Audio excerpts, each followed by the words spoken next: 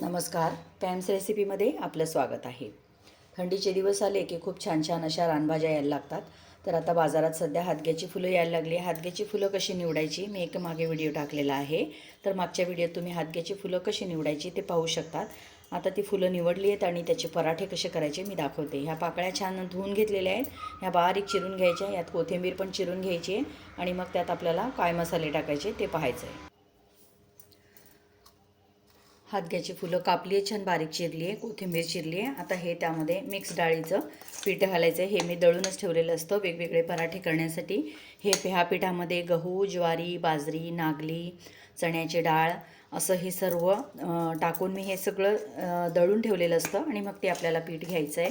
कारण प्रत्येक वेळेला मग आपल्याला सगळ्या डाळी काढा, डबे काढा असं खूप वेळ जातो. तर त्यासाठी मी हे थोडंसं पीठ हे थोडं प्रमाणामध्ये दळून ठेवते. आता किती करायचे त्या अंदाजानुसार पीठ टाकले आपण आणि आलं लसूण पेस्ट, त्यानंतर लाल मिरची पावडर, तुम्ही किती तिखट खाता त्या अंदाजानुसार, हळद, चवीपुरता मीठ आणि हे सर्व आपल्याला एकत्र करायचं आहे. एकत्र करून छान आपल्याला असा गोळा करायचा आहे. थंडीच्या दिवसामध्ये मेथी ही खूप छान येते, कोथिंबीरही भरपूर प्रमाणात येते. तर तुम्ही ह्या पद्धतीने असे पराठे, मेथीचे पराठे, पालक पराठे असे पौष्टिक पदार्थ थंडीमध्ये खायला गरम गरम खूप छान लागतात, टेस्टी लागतात आणि हे झटपट होतात. त्यावर मस्त ओल्या खोबऱ्याची चटणी केली की आणखी टेस्ट वाढते त्याची. आता हे आपण भिजून घेऊया. मस्त असं पीठ भिजून झालं आहे. तुम्ही घट्टही भिजू शकतात, म्हणजे लाटूनही करू शकतात आणि कपड्यावर पाणी टाकूनही करू शकतात. आता मी थोडंसं पातळ भिजलं आहे, कारण मला आज ते थोडेसे कोडळसारखे खायचे. कपड्यावर मी करणार आहे, तर तुम्ही दोघी पद्धतीत करू शकतात. मस्त असा सफेद पांढरा शुभ्र कपडा घेतला आहे, त्यावर पाणी टाकायचे. कपडा पूर्ण ओला करायचा आहे.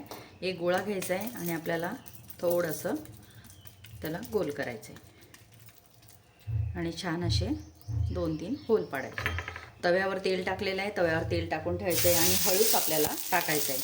खूप जास्त जोरात टाकायचं नाही आहे, कारण जोरात जर टाकलं तर तेल आपलं अंगावर उडतं आणि छान असं सरकतं आहे ते. असेच तुम्ही मेथीचेही करू शकतात, पालकचेही करू शकतात.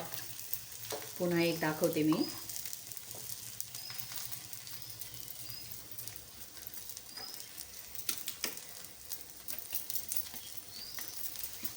हे अशा पद्धतीत आणि अलगद असं तव्यावर टाकायचं आहे. आता याला आपण पलटवून घेऊया. मस्त असा झाला आहे, पाहू शकतात. खूप सुंदर अशी छान असा चटकलेला आहे तो. दोन्ही बाजू शेकून घ्यायचे आणि मस्त आपल्याला तो चटणीसोबत, दहीसोबत किंवा नुसताही तुम्ही असाच गरम गरम खाऊ शकता. आपला हादग्याचा पराठा झालेला आहे, किंवा तुम्ही त्याला कोडळ म्हणू शकतात. मस्त असं डिशमध्ये काढलं आहे, गरम गरम खाऊ शकतात. थंडीच्या दिवसात गरम जेवणाची काही मजा वेगळीच असते. याची भजीही खूप सुंदर लागतात. पुढे आता मला जर पुन्हा हादग्याची फुलं मिळाली तर सुंदर अशी भजी देखील दाखवणार आहे. व्हिडिओ पाहत राहा, चॅनलला सबस्क्राईब करा आणि आवडलं तर नक्की कळवा. खात राहा, मजेत राहा.